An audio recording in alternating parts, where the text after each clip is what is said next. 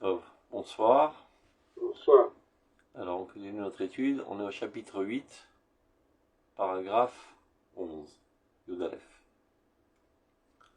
Ahavonot em etzem ayagon.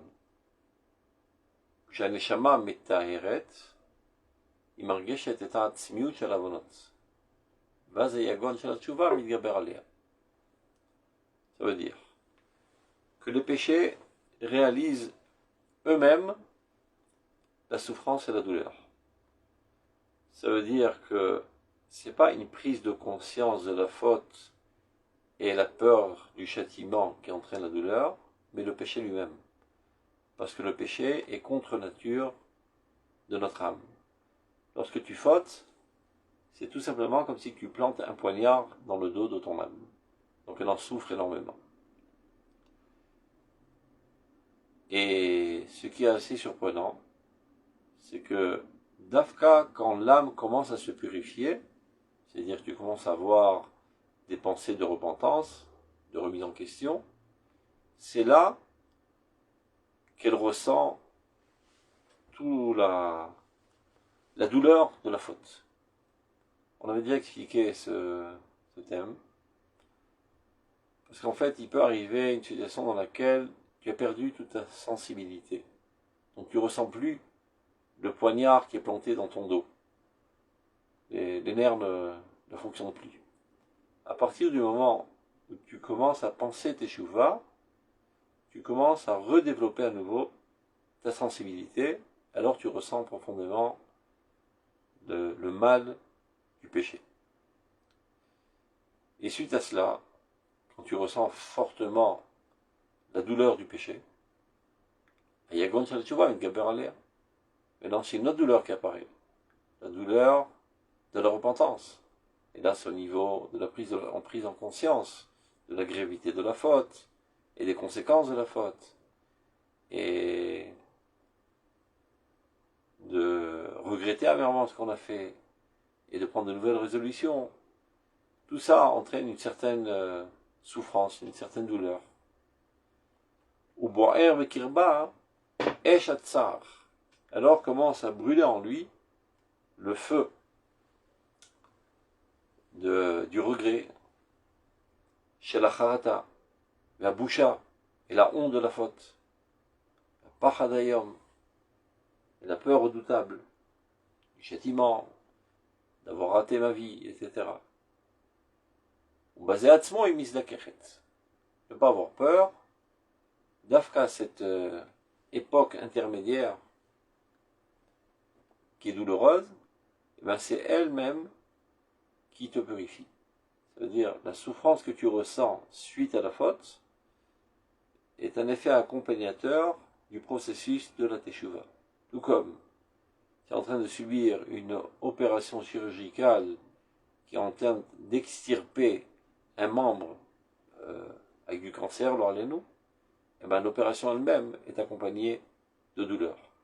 Donc la douleur n'est pas elle-même la teshuva, c'est un effet accompagnateur de la teshuva étant ce flux divin qui te pénètre, qui te rajoute de la vie et qui te revivifie donc, mais comme effet accompagnateur, tu ressens un malaise, une douleur.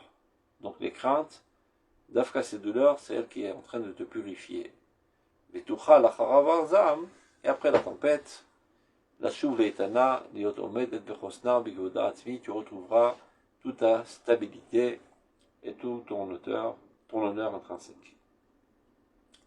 Donc, pour résumer, la faute elle-même étant contre nature, crée douleur dans ton être, parce que,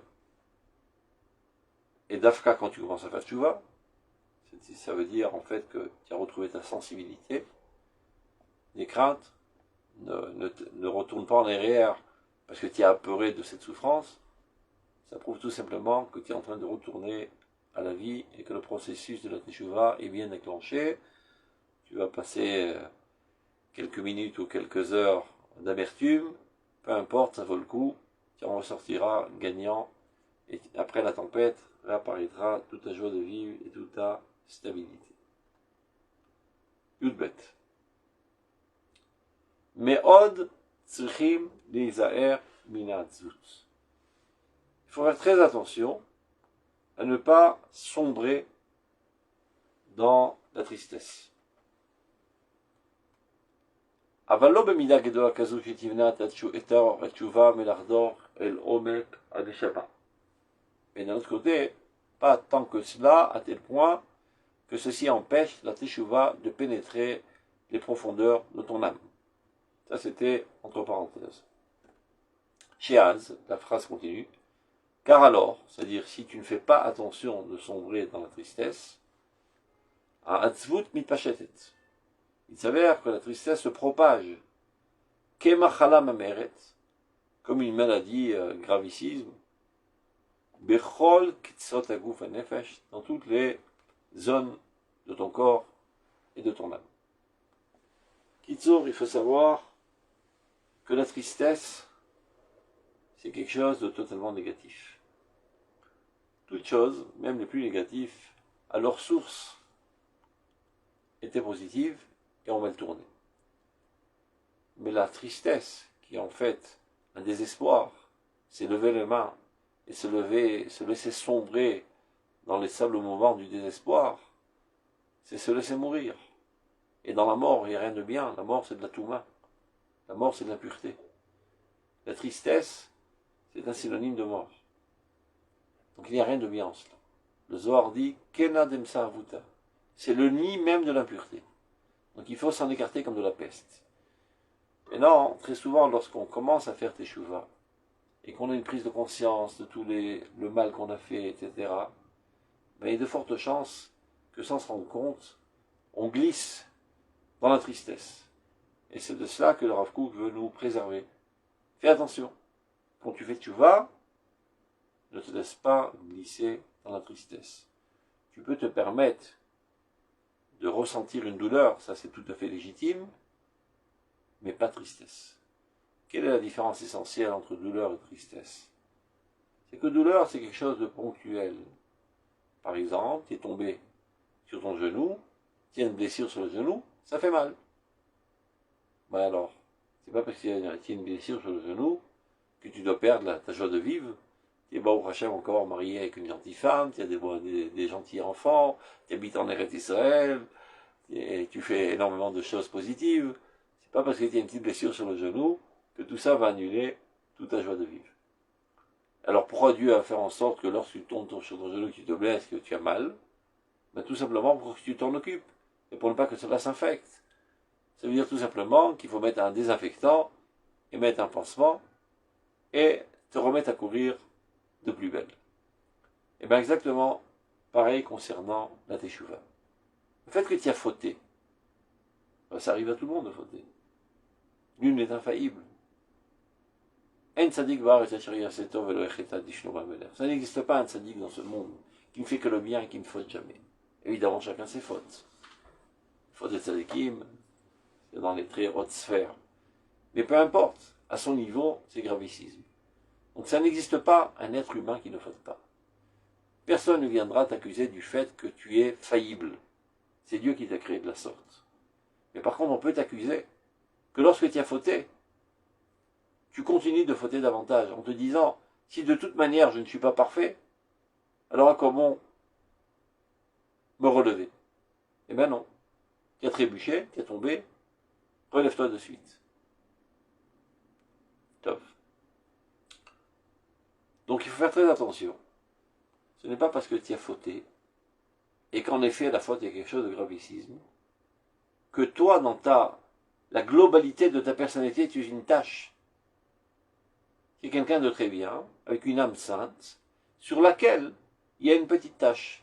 Il faut s'en occuper très sérieusement, mais surtout pas te considérer toi-même comme une tâche, et de sombrer dans la tristesse et le désespoir, pensant que par là, tu es en train de faire teshuva. En fait, c'est exactement le contraire, c'est ce qui t'empêchera de faire teshuva. Car l'humain aime bien vivre. Il n'aime pas la tristesse. Vous avez perdu le texte là? Ah, c'est bon. Et donc, ton instinct de conservation fera que tu t'écarteras de la teshuva comme de la peste, car chaque fois que tu penseras teshuva de manière associative, tu penseras tristesse, qui en fait portait atteinte à l'énergie de ta vie, à ta joie de vivre. Donc, de manière instinctive, tu repousseras la teshuva très fortement. Donc, surtout, ne tombe pas dans ce piège de Yetzirah qui essaie de te convaincre que c'est bien d'être triste suite à la faute. En fait, c'est la meilleure manière de t'empêcher de faire teshuva, aussi bien cette fois-ci que pour les fois à venir. Donc, on reprend ce qui est marqué dans le texte. Regardez comment il faut lire. Il faut faire très attention de ne pas tomber dans la tristesse. Je saute. Je reprends là, regarde, depuis le début. Je saute ce qui est dit entre parenthèses et je continue ici. Chez Az, car alors, si tu ne fais pas attention de sombrer dans la tristesse, Atzvut mit pachetet. La tristesse se propage dans toute ta personnalité, Kemachala mam'eret, comme une maladie grave, comme par exemple le cancer. Bechol ksotaguf anefesh, dans toutes les extrémités du corps et de ton âme. Et on peut comprendre pourquoi tu risques de tomber dans la tristesse, puis la faute elle-même fait mal au cœur. Vegorem la atzvut, litazreach ala merirut akodachat shel taverat atshuva. Et ceci pourrait entraîner que la tristesse devient le citoyen essentiel dans ta personnalité. Oui, parfois il y a quelqu'un qui rentre en tant qu'invité, petit à petit il s'assoit chez toi à la maison et devient le propriétaire de la maison. Donc cette madame tristesse là qui a osé pénétrer ta personnalité, petit à petit devient le propriétaire et le citoyen essentiel de ta personnalité et a le dessus sur tous les autres aspects de ta personnalité. Donc fais gaffe, ne la laisse pas du tout rentrer. Dès que tu vois la tristesse apparaître à l'horizon, au loin, tu prends ta mitraillette et tu lui tires dessus à bout portant en automate. Surtout, ne laisse pas la tristesse approcher de ta personnalité, car facilement, elle peut prendre le dessus et commencer à prendre contrôle sur toute ta personnalité et te faire sombrer dans le désespoir. C'est ce qu'il dit. Gorem la hatzvut itazreach. Ezrach en hébreu, c'est un citoyen. Ça devient le citoyen essentiel de ta personnalité. Et elle aura le dessus sur la mériroute. Mériroute, c'est une certaine amertume qui est brûlante de la teshuva. Ça veut dire regretter très fortement, mais ponctuellement, une faute. C'est tout à fait légitime et c'est le seul moyen de faire teshuva. Mais laisser la tristesse se propager dans toute ta personnalité, c'est exactement le contraire de la teshuva. Surtout pas tomber dans la tristesse. Bien que dans la teshuva, il y a ça et là des partiels, on va dire, de tristesse. Donc je préfère changer de terme et appeler ça de douleur. Pour ne pas se tromper, on va mettre des termes différents. Ce qui est totalement interdit, c'est la tristesse.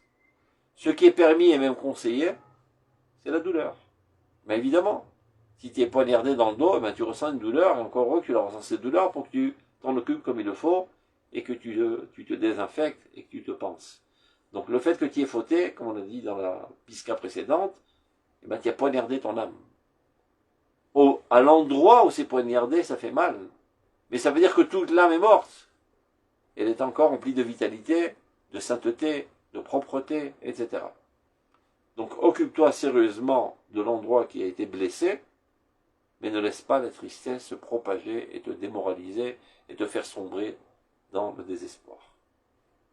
Donc Afalpi, bien qu'il y ait en elle, dans la teshuva, des partiels de douleur, qui sont comme un feu purificateur, Metzarfim et Aneshama, qui vient ce feu, ces partiels de douleur, purifier ton âme, Mechaski Mota, il la renforce, contrairement à la tristesse qui l'affaiblisse, la douleur que tu ressens suite à la faute, nettoie ton âme et la ramène à son état premier, donc la renforce.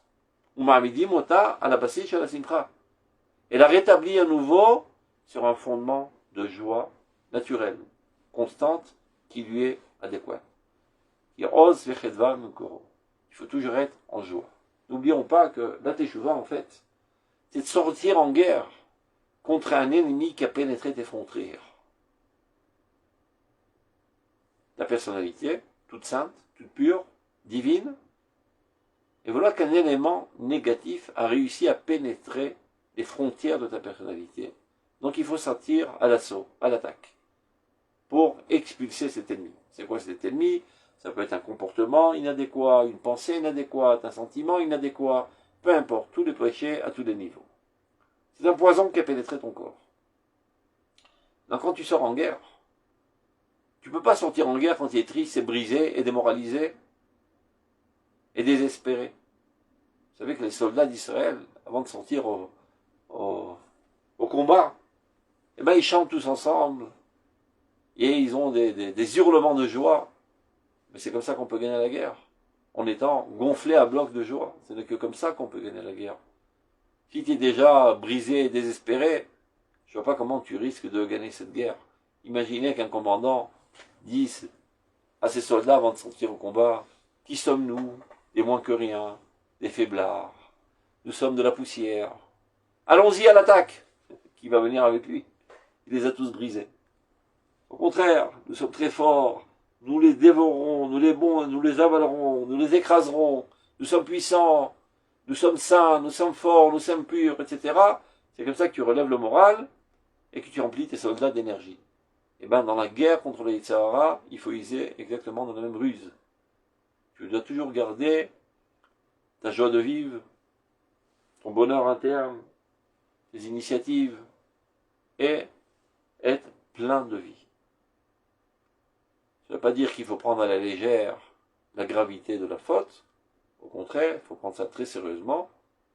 Tout comme j'ai dit tout à l'heure, tu as trébuché, tu es tombé, tu as une petite blessure sur le genou. C'est pas pour autant que tu dois désespérer et espérer la mort. Tu es en pleine course, ben tu mets un désaffectant, tu mets un pansement, très sérieusement, pour ne pas être infecté davantage, et tu te remets à courir. Top. On a compris. Yud Gimel. Si vous avez des questions, c'est le moment de les poser. Ça ne fera qu'élucider davantage le paragraphe. Top. Yud Dalet. אין לשער את הצער של חסרון הרצון לטובה ולקדושה ואין החוכמה עולה אלא כפי בחטא הרצון שבה. C'est-à-dire, incommensurable est la douleur que l'on ressent par le manque de bonne volonté pour le bien et pour la sainteté. C'est-à-dire quelqu'un qui ne ressent pas une attirance vers le bien, vers la pureté, vers la sainteté, vers la générosité, et bien qu'il sache qu'il est barré, il est coincé. Je lui dis, bon, il est coincé au niveau émotionnel, au niveau de sa volonté, mais dans d'autres activités de sa personnalité, comme l'intellectualisme, etc., ça ne porte pas atteinte. Grosse erreur. C'est peut-être vrai pour les mathématiques, mais ce n'est pas vrai pour la Torah. Ça veut dire que si tu n'as pas une bonne volonté et un désir profond de faire le bien, eh bien tu ne comprendras rien à la Torah. Le premier dévoilement de l'âme est d'abord avant tout la volonté. L'intellectualisme, la compréhension, la déduction, l'induction, etc., ce ne sont que des outils aux mains de l'âme. Donc si le dévoilement premier de l'âme, qui est la volonté du bien, n'existe pas en toi, tous les outils du monde ne te serviront à rien et tu ne pourras certainement pas comprendre la Torah. Aujourd'hui, Baruch Hashem, grâce à l'intelligence artificielle, c'est bien plus facile d'expliquer cela. Qui peut avoir une intelligence géniale, bien plus développée même que l'humain. Pas pour autant qu'il y a derrière cela une personnalité avec une volonté et des aspirations louables. C'est une machine à penser, qui pense très bien, très précis, très rapide. C'est pas pour autant que je vais admirer cette machine. J'admire un idéaliste, et non pas un puits de connaissances. Sans quoi je devrais me prosterner, je sais pas, devant une encyclopédie. Non. J'admire une personne. Et quel est le caractère essentiel de la personne? La volonté du bien. Et la Torah, c'est le dévoilement du divin. Qu'est-il dit à propos du divin? Tov Adonai lakol v'rachamav al kol ma'asav. Dieu est bon pour tous, et sa miséricorde est déployée envers toutes ses créatures. Ça veut dire que le caractère essentiel du divin, c'est de procurer le bien à autrui. Dieu est le créateur. Dieu est celui qui fait vivre. Dieu est celui qui anime tout ce qui existe. Et on doit être à l'image de Dieu. On doit ressembler à Dieu. Donc en quoi essentiellement on ressemble à Dieu? Par le fait qu'on veuille le bien et qu'on fasse du bien. Si tu es conçu de la sorte, alors tu peux comprendre et intégrer et adhérer à la Torah, qui est le dévoilement de Dieu par excellence. Mais si ta volonté est dirigée vers le mal, tu ouvres une page de Gemara, tu ne comprends rien.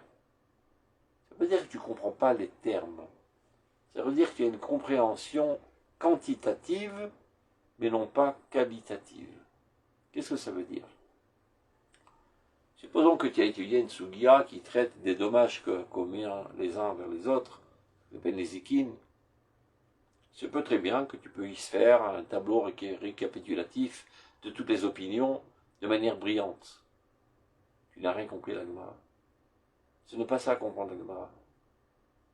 Comprendre la Gemara, ça veut dire que toi, tu haïs le mal, tu haïs les dégâts.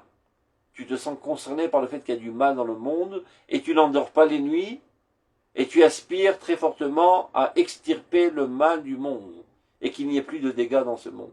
Ce n'est qu'alors que je dirais que tu as compris la Gemara. Ça, c'est une connaissance qualitative. Mais le fait de savoir mettre de l'ordre dans les idées, dans les opinions, ben ça, l'intelligence artificielle sait le faire sans mieux que toi. Et en un clin d'œil. Toi, ça va te mettre 10 heures pour le faire. Tu appuies sur un bouton. 2 secondes après, tu as ta réponse dans l'intelligence artificielle. Alors on va dire que l'intelligence artificielle, c'est un Tamid Chacham. Non, c'est un âne. Ça s'appelle dans la Shon Akbara Hamor Nosé Sfarim. Un âne qui porte sur son dos des livres. Ce n'est pas une personnalité que j'admire. Seulement lorsque ta personnalité sera égale à la volonté sous-jacente de la Torah, qui t'éduque à l'amour du bien, je pourrais dire qu'il y a un Tamid Chacham. Donc dit le Rav, El Sha'er Tatsar, c'est incommensurable la douleur que l'on ressent lorsqu'il y a un manque de volonté du bien, de la sainteté. Cela engendre que, en plus, tu ne peux véritablement comprendre la sagesse divine qu'en fonction de la bonne volonté qu'il y a en toi. Ce n'est qu'alors que tu comprends véritablement la Torah.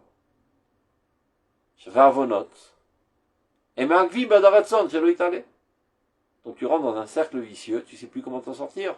Parce que les péchés d'Afka, ce sont eux qui empêchent la bonne volonté de se développer en toi. Chaque fois que tu fais un péché, les péchés réalisent un écran entre nous et Dieu. Chaque fois que tu fais un péché, il y a moins de lumière divine qui te pénètre, donc moins de volonté du bien. Ayant moins de volonté du bien, tu as encore moins de chances de comprendre la Torah de Dieu, donc encore moins de chances de retourner au bien. Donc tu t'es embarqué dans une galère qui n'a pas d'issue de secours a priori. Tzarich lashuv tshuva. Donc tu dois rapidement faire tes shuvas. Pour d'abord et avant tout clarifier ta volonté, la redresser vers des objectifs louables. Pour que puisse s'élever en toi la chorma comme il le faut. Pour pouvoir accéder et comprendre la Torah comme il le faut, tu dois au préalable remettre en toi la bonne volonté, la volonté du bien. Et c'est la raison essentielle pour laquelle on doit faire tchouva le plus rapidement possible, avant qu'on perde tout espoir, avant qu'on en arrive à une maladie incurable, à une situation finale. Biyechoud,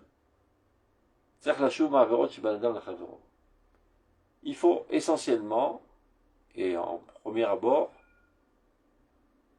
réparer les fautes entre l'homme et son prochain. Avant même les fautes avant l'homme et Dieu. Car de manière générale, les fautes de l'homme envers son prochain sont des interdictions compréhensibles, intelligibles. Tout le monde comprend que c'est pas normal de voler, pas normal de tuer, de porter atteinte, de blesser, de vexer, etc. Mais pas tout le monde comprend qu'y a-t-il de mal à manger du lait et de la viande en même temps, ou bien d'appuyer sur l'interrupteur Shabbat pour que la lumière apparaisse. C'est chukim, alors que ça c'est mishpatim.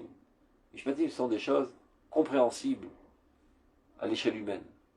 Les chukim sont bien plus hauts, bien plus sains, mais ils sont imperceptibles, incompréhensibles à l'échelle humaine. Donc d'abord et avant tout, il faut réparer les fondations de ta personnalité. Les fondations sont les choses les plus simples, les plus humaines. Avant de réparer le premier étage, deuxième et 10e étage, va vérifier le rez-de-chaussée et les fondations qui sont solides, sur lesquelles repose cet immeuble, sans quoi tout va s'écrouler. Donc dans ta démarche de faire tes chouvas, pour bonifier ta volonté, qui te permettra d'accéder à la Torah, de la comprendre dans sa qualité, et qui va amplifier davantage ta bonne volonté, d'abord on va réparer les fautes qui existent chez toi, dans ta personnalité, envers autrui. Véroche la colle, et la première des fautes à réparer, Gezel, le vol. Tant que tu as de l'argent volé dans la poche, n'espère pas pouvoir comprendre la Torah. La première des choses à faire, c'est de t'écarter totalement du vol. Alors, le vol, pas besoin d'être un gangster qui cambriole des banques pour être considéré comme un voleur. La Torah nous éduque à une sensibilité bien plus développée du vol. Il ne suffit que de se servir d'un objet d'autrui sans lui demander sa permission, c'est du vol. Ce qui n'est pas toujours considéré du vol dans la civilisation moderne. Et toutes sortes d'arnaques. De vendre des choses trop chères, de manière exorbitante, quand tu fais du commerce, c'est du vol. De marchander à outrance, c'est du vol. L'omidoraita, l'omidrabanan. Par exemple, il y a un commerçant qui comptait vendre son pantalon à 100 shekels parce qu'il a acheté lui-même à 80 shekels, donc il lui faut quand même un petit bénéfice de 20 shekels, ne serait-ce pour payer les frais de location de son magasin, etc., et qu'il lui reste comme quelques sous dans la poche. Et tu fais du forcing, et tu marchandes, et il a tellement besoin d'espèces, que finalement il te laisse le pantalon à 80 shekels. Il a perdu finalement. Alors c'est vrai qu'il a dit oui, c'est bon, mais il te donne ça avec un pincement dans le cœur. C'est du vol. Midrabanan. Je vais vous raconter une histoire réelle. Quand le Harizal est arrivé à Tzfat, donc personne ne le connaissait encore, donc il a commencé à donner des cours. Et petit à petit, tout le monde s'est rendu compte qu'on a affaire à un géant de l'histoire. Le rabbin de Tzfat de l'époque, il a entendu parler, donc il est venu lui aussi écouter son cours. Il a écouté, il a été ébahi de sa grandeur. Il lui dit à la fin du cours, j'ai quand même quelques questions relativement à ce que tu viens de dire dans ton cours. Alors Harizal lui dit, attends 2 minutes, pose pas tes questions, je vais refaire le cours. Après tu me diras si tu as encore tes questions. Il aura fait tout le cours, il a répondu à toutes ses questions. Alors là, il est resté encore plus ébahi de sa grandeur. Il a compris qu'il a affaire à un géant de l'histoire, en matière de Torah, de sainteté, de crainte de Dieu, de foi et tout ce que tu veux. Donc il a compris à qui il a affaire. Il lui a dit, je te demande un service. Je comprends, selon ce que tu viens de dire, qui tu es et quelle est ta grandeur. Et donc il y a une capacité aussi de voir dans la chorma tapanim, la sagesse du visage, et dis-moi si j'ai des péchés. Alors le Risa a dit, comment oserais-je, moi, un moins que rien, te dire à toi si tu as des péchés, qui est le rabbin de la ville, Maradéatra. Il dit, je t'en supplie, fais-le quand même. Il a supplié, il n'a pas voulu en aucun cas. Donc, ça ne marche pas par les supplications. Étant rabbin de la ville, Maradéatra, il lui dit, je te donne l'ordre de le faire. Donc, il n'a pas le choix. Il se soumet à l'ordre du rabbin. Et tout d'un coup, il devient tout blême, le Rizal. Qu'est-ce qui t'arrive? Mais je vois sur ton front que tu as du vol en main. Moi? Oui, il y a du vol en main. C'est quoi cette histoire-là? Ce rabbin était tellement sadique qu'il ne voulait pas recevoir de salaire en tant que rabbin de la ville de Tzfat. Il avait une usine de broderie avec des employés, hommes et femmes, qui payaient largement, pour être sûr. Donc il débarque tout de suite dans son usine, il réunit tous ses ouvriers, il les rassemble tous, il prend un seau de louis d'or, il déverse ça sur la table, et il leur dit que celui qui pense que je lui dois de l'argent, qui s'approche et qui prenne ce qui lui revient.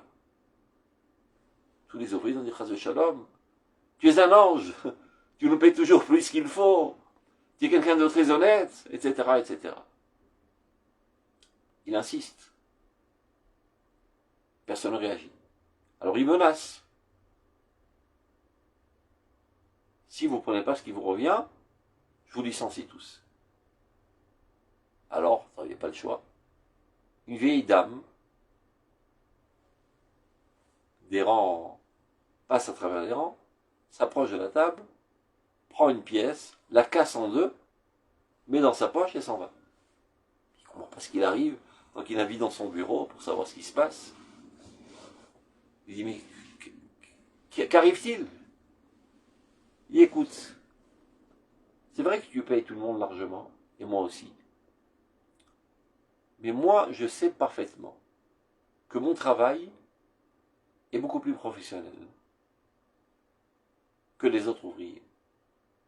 Et donc, chaque fois que tu me donnais mon salaire, j'avais un petit pincement dans le cœur, que je ne suis pas payé à juste titre, comme je devrais être payé. Donc, il a demandé pardon, et à partir de ce jour, il a haussé son salaire, etc. Il revient chez la Rizal, il observe, tout net, tout propre. Donc, vous voyez à quel point le vol chez nous, c'est dans une sensibilité bien plus développée que ce qu'on connaît comme le vol. Soit dit en parenthèse, c'est la raison pour laquelle il est interdit, selon la Torah, de faire toutes sortes de jeux avec de l'argent.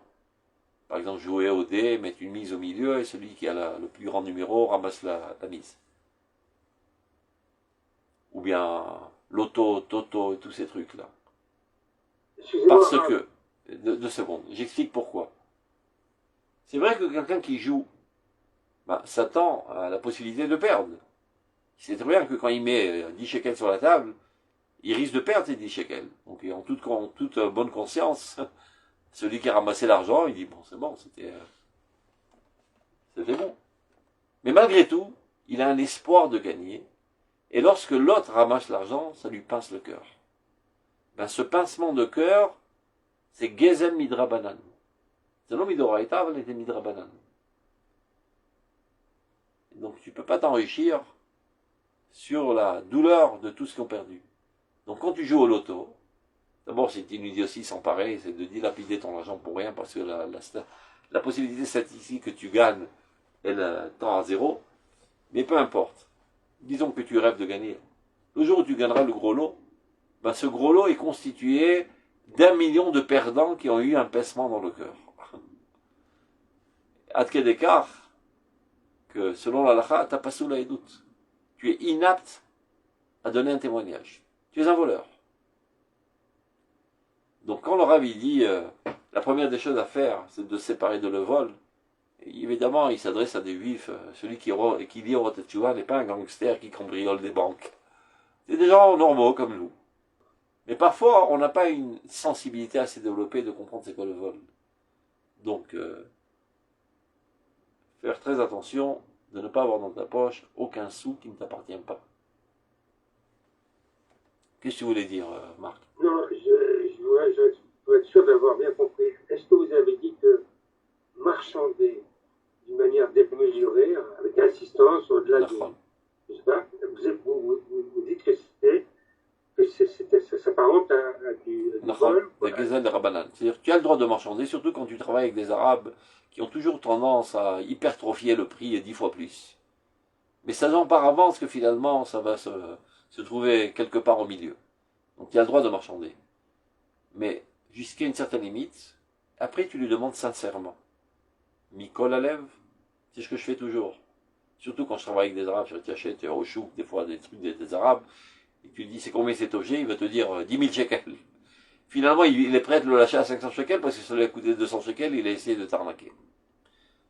Donc quand tu achètes ça finalement à 500 shekels, avant de lui donner l'argent et de prendre l'objet, tu lui demandes Mikol Alev, tu donnes vraiment ça de tout cœur. Et de manière générale, les Arabes ils ont une certaine crainte de Dieu, de Allah. Il te dit là, la qalbi safi. J'ai le corps pur, c'est bon, tu peux prendre. Mais si tu vois que le mec il est vraiment désemparé, c'est par manque de choix, parce qu'il doit apporter maintenant, je sais pas, 10 shekels à la maison pour manger sa soupe, faire manger sa soupe à ses gosses, mais qu'il est perdant, etc., c'est du vol. C'est du vol midrabanan. Donc il faut marchander à juste mesure. Ok, j'ai une petite question dans tout ça. Le resquiller, vous mettez ça dans quelle catégorie? Évidemment que c'est du vol. Tu montes dans le train sans payer? Eh bien, ça c'est du vol manifeste. Pas ça, pas monter dans le train sans payer, mais dans une file d'attente, passer devant quelqu'un comme ça. Ah, ça c'est du vol de temps, du vol de... Il y en a même qui ont inventé un nouveau moussak, du vol de sommeil. Ça n'existe pas dans la halakha, tout simplement, c'est un manque de derecheret, c'est un manque de morale. C'est pas évidemment que ça rentre ça dans la catégorie du vol, mais évidemment qu'il ne faut pas le faire. Okay, top, on continue. Donc, Rosh Hakol, d'abord avant tout, il dit s'écarter du vol. Ça empêche l'élévation de la volonté vers le bien. Mais c'est vrai que l'itrazek baiser méod, il faut énormément se renforcer parce que tout le monde a une tendance à vouloir accaparer des biens. On est né avec cette tendance. Mais le kavod et Hashem, espérer la délivrance de Dieu, que Dieu nous délivre de ce péché. L'iskot beshlemut, et de mériter de manière parfaite l'ardol merosh ekadenu, de cesser totalement toute injustice. Bon, si déjà on est dans les histoires, et je sais bien que les gens aiment bien les histoires, surtout les chassidim, je suis pas chassid, mais c'est pas grave, je vais vous raconter une histoire concernant le vol chez le Rav Kook. Regardez la sensibilité. Donc il sait de quoi il parle.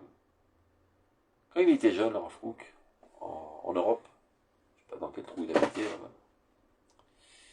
il était jeune, je ne sais pas, il avait 14 ans ou 15 ans. Un jour, il était à la synagogue, et un grand Talmid Chacham, qui était quelqu'un de bien âgé, est venu faire être Hazan, ministre officiant, parce que c'était ce qu'on appelle chez Ashkenazim le Yortzeit, le jour de l'année de la mort de ses parents. Donc il y a une mitzvah d'être Hazan. Donc voilà que le Talmid Chacham commence à être Hazan, et tout d'un coup, apparaît une autre personne, un homme bien gras et bien friqué, qui s'avère être le président de la communauté, ben tout simplement, sans aucune gêne, il pousse fortement le Talmid Chacham de la Teva, il prend sa place. Et lui devient le ministre officiel. face à cette injustice et ce manque de respect de la Torah, d'un Talmid Chacham, le Rav Kook n'a pas pu supporter cet affront qui a été fait à ce Talmid Chacham. Il avait 14 ans à l'époque. Il vient derrière lui, il tape sur le dos, alors que ce bonhomme était, je sais pas, il avait la cinquantaine, ou je sais pas, un peu moins. Il se retourne, il lui fout 2 paires de claques devant tout le monde. Parce que porter atteinte à un Talmid Chacham, c'est Kfira Beloké Israël. C'est la pire des choses qu'on puisse faire dans notre vie. Le mec s'est senti tellement honteux de ce qu'il venait de faire, et de se ramasser une paire de baffes par un jeune, et à juste titre, cette baffe était donnée, qu'il a quitté la communauté, il a quitté le pays, et est parti en Amérique. Top. Plusieurs années après cela, le Rav Kook monte en Eretz Israël, invité par la communauté juive de Yafo, et il devient le grand rabbin de Yafo et de tous les alentours. Après, plus tard, il devient le grand rabbin d'Israël. Soucieux de la situation spirituelle, religieuse d'Israël et de la pauvreté des yeshivot, il décide d'aller en Amérique pour récolter des fonds pour renforcer les yeshivot d'Eretz Israël. Donc il débarque là-bas en tant que grand rabbin d'Eretz Israël. Il est accueilli avec beaucoup d'honneur dans les communautés et tous lui donnent des dons pour les yeshivot d'Eretz Israël. Il débarque dans une des communautés. Et là-bas, il y a quelqu'un de richicisme de manière extraordinaire qui s'approche de lui. Il lui dit, Monsieur le rabbin Kook, vous souvenez-vous de moi? Il dit non. C'est moi la personne à qui vous avez foutu une paire de claques il y a quelques dizaines d'années. Et je vous en remercie de tout cœur. Car grâce à vous, j'ai déménagé en Amérique et je suis devenu très très riche. Donc je voudrais vous remercier. Et il lui donne en cadeau une montre en or. Vous savez, à l'époque, il y avait des montres en or avec des chaînes qu'on mettait dans la poche, comme ça. Le Rav Kook a refusé, il n'en est pas question, etc. Il a énormément insisté, il a dit, si vous ne prenez pas, je serai énormément vexé. Et en plus, évidemment, je donnerai des dons pour les yeshivot d'Eretz Israël, mais ça, c'est pour vous, personnellement. Le Rav Kook ne sait pas comment avaler le lézard, il ne veut pas le vexer d'un côté, il ne veut pas recevoir de l'argent d'un autre côté. Top, il met ça dans sa poche, il retourne en Eretz Israël, arrivant à la maison, met ça dans un tiroir, et il ne s'est jamais servi de cette montre. Sur son lit de mort, le Rav Kook demande à ceux qui l'entourent, prenez cette montre et rendez-la aux héritiers de ce bonhomme. De peur que ce soit du vol. Mais quel vol? Il lui a donné. Ah mais va savoir, peut-être qu'il a donné parce qu'il avait un sentiment de culpabilité, et pour compenser cette culpabilité, c'est la raison pour laquelle il l'a donné. Donc peut-être qu'il n'a pas donné ça de tout cœur. C'est de cela que le Rav Kook, qui est un homme saint, avec des horizons d'idéaux universels, etc., c'est de ça qu'il se soucie avant de rendre son âme à son Créateur. Qu'il ne reste en lui même pas un micron de peut-être du vol. Pour montrer quelle est la sensibilité des tzadikim envers le vol. C'est pour ça que le Rav Kook en parle. Les kavod shirat Hashem, l'iskot b'shlemut, qu'on puisse mériter de manière parfaite de cesser tout vol ou injustice de nos mains. Top. On va essayer de terminer le chapitre. Tedvav. Ayehu sheba betoch halev. Ou be'atzmo more al mardut pelimit adina. On a expliqué précédemment que la tristesse est quelque chose de déplorable. À plus forte raison, le désespoir. Donc le désespoir, c'est quelque chose de quoi il faut s'en écarter comme de la peste. Mais dit le Rav Kook, malgré cela, bien sûr, il ne faut pas rentrer dans le désespoir et tout faire pour ne pas rentrer dans le désespoir, suite à tes fautes. Mais si par malheur, tu n'as pas réussi à te contrôler et tu as sombré dans le désespoir, dit le Rav Kook à ce suivant. Ayehu sheba betoch halev, ce désespoir qui pénètre ton cœur. ou Beatzmo lui-même prouve qu'il y a une soumission intérieure délicate. C'est-à-dire, pourquoi tu es désespéré en fait? Tu es désespéré de ta situation morale, religieuse. Tu souffres énormément de la faute que tu viens de faire. Ça veut dire, en d'autres termes, que ta nature est totalement contraire à la faute. Et que tu te soumets maintenant au bien, à la volonté divine. Donc c'est vrai qu'il ne faut pas le faire de sombrer dans le désespoir. Mais le fait que tu aies sombré a posteriori, au contraire, cela devrait t'encourager. Sachant que le fait que tu te sens tellement mal au point de te désespérer suite à la faute, ça prouve que ton intériorité est très bonne. À Novat, c'est ce qu'il est en train de dire. Ce désespoir-là, Novat mitoch hakara idéona shel musar. Ça prouve qu'il y a en toi une conscience très très développée, très haute de la morale et de la sainteté. Et c'est pour ça que ça te fait tellement mal au point d'en désespérer. Alken raoui hu, donc il serait convenable. Shayehush be'atzmo, que le désespoir lui-même, yichazek libo shel adam, renforce le cœur de l'homme. Après cette auto-analyse. Sur le ifrad, et qu'il n'ait pas peur. Viyashuv mikol chet. Au contraire, armé maintenant d'appréciation de son moi, de joie, alors qu'il fasse repentance de toute faute, dans une tchouva parfaite, emplie de paisibilité et de courage. Dernier paragraphe, et par là on va terminer le chapitre.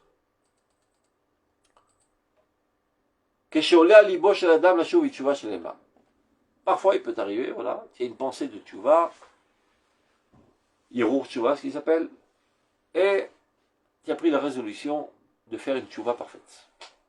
Totale. Tikkun, kol ma'asav, de réparer tous tes comportements, toutes tes actions, tous tes sentiments. Afilu bemarshava levad, bien que tu n'en sois pour l'instant qu'au niveau de la pensée. Tu n'as rien réparé encore. Par exemple, tu as volé de l'argent, et tu décides de rendre l'argent, mais tu n'as pas encore rendu l'argent.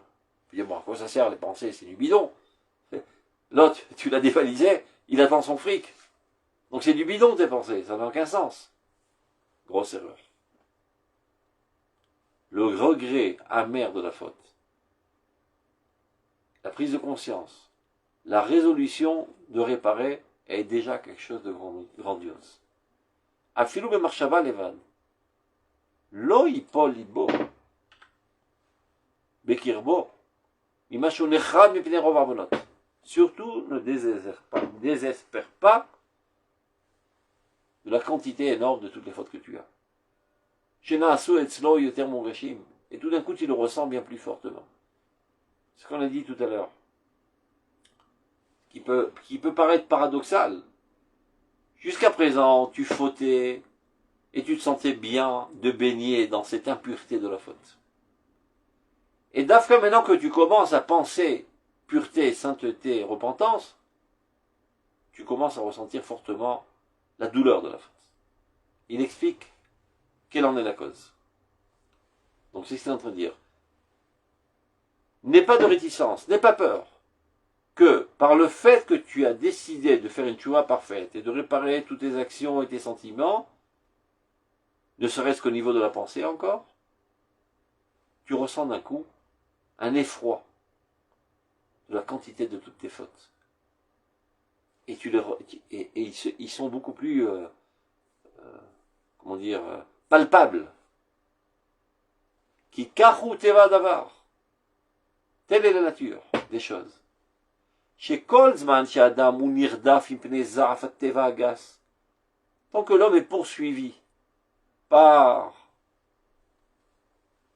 on va dire, le tonnerre, ou bien la tempête de la nature grossière, Vecheshkat Amidot, et les ténèbres des vices, Amidot Araot, Asovovot, auto qui l'entourent, et les noms Margish Kolkar Veratav. Il ne ressent pas tellement ses fautes. Tant que tu es encore l'enthousiasme et l'ébullition de toutes les tendances sales et tous tes vices, etc., tu es devenu insensible à la faute. Tu ne ressens pas tellement tes fautes. Mais les familles, c'est non margish klum. Et parfois encore pire, tu ne le ressens pas du tout. Aucune sensation de culpabilité, aucune sensation de malaise. Tu fautes à cœur joie. Verrez-vous tzadik benaf. Et plus encore, il se considère comme un tzadik. Je suis parfait. Aval kevan shekocho amusari mitorer. Dès que sa force morale commence à s'éveiller, miyad nigle or neshama. De suite apparaît la lumière de son âme, de sa neshama. Il y a différents niveaux, neshama ve nefesh. Tu commences à penser tchouva, un rayonnement de divinité te pénètre et réallume ton âme de plus belle, de neshama. Va l'aider à or, et grâce à cette lumière maintenant qui s'allume en toi, nivdek et nafsho kulo etzlo. Tu peux observer ton nefesh. Le nefesh, c'est ce qui est le plus proche de ta conscience. Le neshama, c'est quelque chose de lointain, grandiose, etc. Lorsque ta neshama devient rayonnante, alors il y a un phare très fort de ta neshama vers ton nefesh, et alors là, tu commences à voir toutes les saletés qui sont collées à ton nefesh, que tu ne voyais pas précédemment.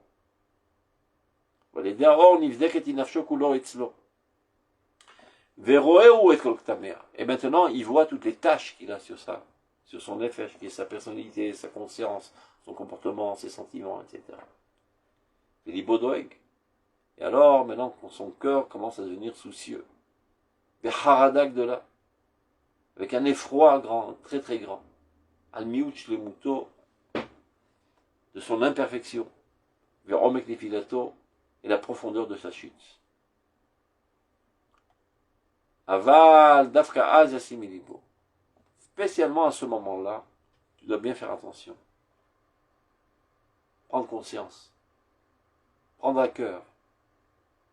Chéri Yazou, que cette nouvelle vue que tu ne voyais pas jusqu'à présent, cette vision qui se développe maintenant, qui te permet de voir toutes les saletés qui ont été accumulées sur ta personnalité.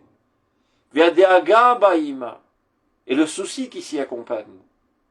Inanen asemanim ayoter tovim sont les signes les plus bons. Amevasrim Yeshua Talamim, qui lui promettent une délivrance éternelle. Tu es en bonne route. Si tu commences à te rendre compte de toutes les saletés qui sont accumulées sur ta personnalité, c'est pas le moment de désespérer, au contraire. Réjouis-toi que tu ressens ce que tu ne ressentais pas jusqu'à présent. Ça prouve que tu es en train de retourner à la vie normale, à une sensibilité que tu avais avant de fauter. Chéri Yazou, cette nouvelle vue, la Deaga Baïma, le fait que tu te soucies maintenant des fautes que tu as fait. Inanen Asimanim sont les signes, Ayoter Tovim, les meilleurs signes, Amevasrim, non, qui lui promettent, Yeshua Tolamim, qui lui annonce sa délivrance éternelle, Betikun Nefesh, dans la réparation de son âme, Vitrazek Me'od Beze. Il se renforcera très très fort en ça, Bachem Eloham. J'ai comme l'impression, on a sauté une pisca. Top, on retourne en arrière, il nous reste quelques minutes. On avait sauté à la pisca Yuliman. On va l'allure vite fait, on a 5 minutes. Kolchet, Metil Charada Miuchedet ala Nefesh. Chaque faute a un impact spécifique d'effroi sur l'âme. Tout comme une nourriture non saine peut empoisonner un membre. Un autre genre de nourriture non saine peut empoisonner un autre membre. Il y a des sensibilités différentes dans les membres d'empoisonnement.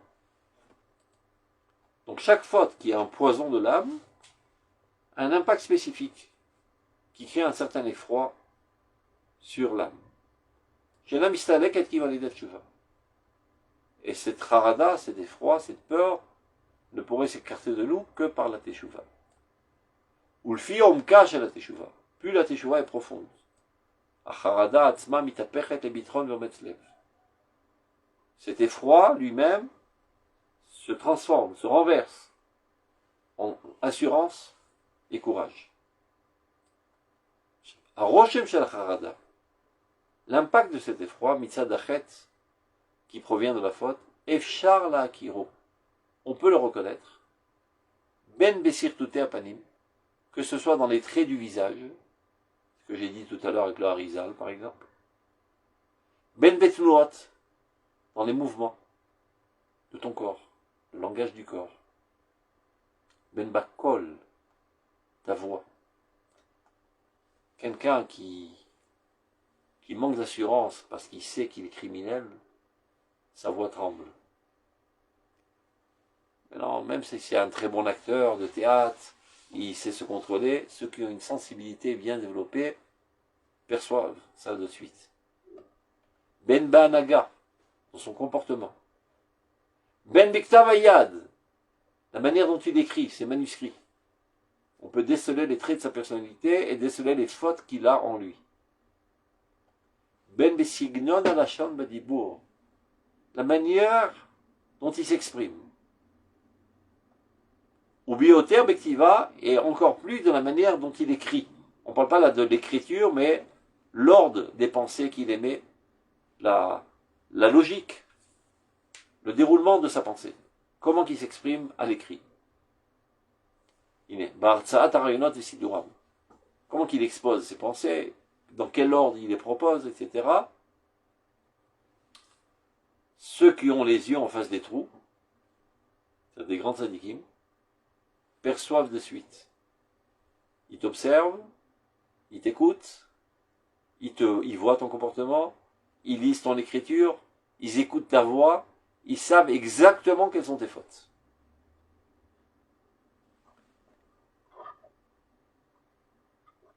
Devant eux, tu es transparent. Le Rav Zuckerman était comme ça, sachez-le. Le Rav Wiener nous a témoigné. Il dit, une fois, j'étais en voiture avec lui. J'étais assis avec lui à l'avant. Et le Rav Zuckerman était conducteur. On a pris une autostoppeur. Une fille qui a fait du train. Il a jeté un clin d'œil dans le rétroviseur, il a regardé. Après qu'elle est descendue, le Rav Zuckerman dit au Rav Wiener qui la connaissait,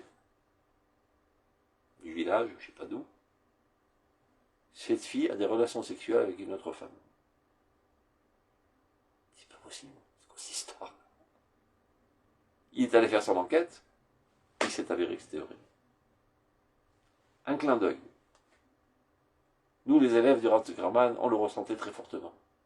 Que devant lui, on était totalement transparent. Roi HaKodesh. Chochmat Apanim. La sagesse du visage.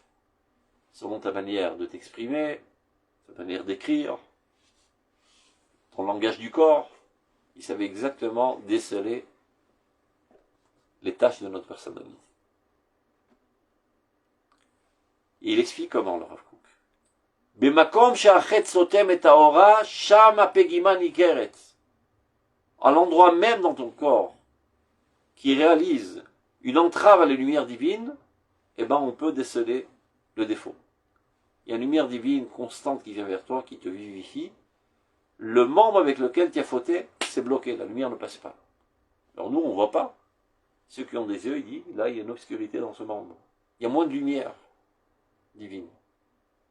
Et je terminerai ça par une anecdote. Sham apegima nikeret. Ulfi madrigat achet. Et selon la gravité de la faute. Ulfi yichuso shel hanoseh. Et la relation du fauteur envers la faute. C'est-à-dire, est-ce qu'il a fait ça de manière intentionnelle ou par mégarde, béchogeg, bémézid, béronès, c'est-à-dire en fonction de l'intensité, de l'intention de la faute et de la gravité de la faute. C'est pas pareil assassiner ou bien, je sais pas, toucher du Mouksé Shabbat. Il y a une valeur intrinsèque, objective, absolue, de gravité différente. Et à part ça, il y a ton approche de la faute. Est-ce que tu l'as faite en toute intention de te révolter contre Dieu, ou bien par faiblesse, ou bien encore moins grave, par mégarde. tu ne savais pas que c'est Shabbat, tu ne savais pas que c'est interdit, ou encore moins grave, Béronès, on t'a obligé à le faire avec un revolver sur la tempe. Top. Donc en fonction de tout cela, Kachayukar Aroshem. C'est comme ça qu'on peut percevoir l'impact qu'il y a de la faute sur le corps. Qui peut percevoir? La chair yabitu la enaim biirot. Ceux qui savent voir avec des yeux clairs. Ils ont un regard pénétrant. Donc juste pour l'anecdote, je vous raconte encore une histoire de Rav Zuckerman, puisque ce shiur est pour l'élévation de son âme, mon cher maître. Il a raconté une fois, le soir, après une journée exténuante, parce qu'il enseignait nuit et jour, il débarque à la maison, sa femme lui dit, catastrophe. Qu'arrive-t-il? Un enfant a volé aujourd'hui. Je sais pas qu'il a volé une tablette de chocolat, mais peu importe. Qui vole un œuf, vole un bœuf. C'est déjà une déviation. Et donc toute la journée, je suppose dans la maison, ils ont parlé de ça, etc. Essayer de trouver qui était le voleur. Non pas pour le faire honte, mais pour le guérir. Sauf, il entend ça de sa femme, aucun problème. Il réunit tous ses gosses. Il s'amuse avec eux. J'étais une fois présent, le voir comment il s'amuse avec ses gosses. Alors, on s'amuse, on se fait des coussins les uns sur les autres, on rigole bien, on s'éclate. Et en même temps, on aiguise la cervelle. Il leur posait des questions de calcul mental très rapides. Combien ça fait la gamatria de Sarah multipliée par Abraham, divisée par Yitzhak? Et les enfants devaient donner les réponses très rapidement. Si des gens s'amusent, on développe aussi les capacités intellectuelles. Donc ils s'amusent, ils s'éclatent, ils rigolent bien, avec beaucoup d'amour, de tendresse, etc. Et tout d'un coup, de manière totalement inattendue, il pique une gueulante sur le Rav Zuckerman. Miganav! Qui a volé? Alors vous imaginez que dans une situation où on a parlé de ça toute la journée, et on ne savait pas que le papa était au courant, tout le monde a eu la trouille, et tous ensemble ont hurlé, pas moi! Mais un d'entre eux a mis les mains derrière le dos. Alors il a dit, sa femme c'est lui le voleur. Parce que le membre avec lequel tu as volé, tu en as honte. Il est taché. Et ta conscience interne, ta morale interne ne peut pas supporter cela et cache la faute. Donc voilà comment mettre en pratique ces conseils du Rav Kook, nous disant que véritablement, de manière absolue, il y a un impact de la faute sur les membres corporels.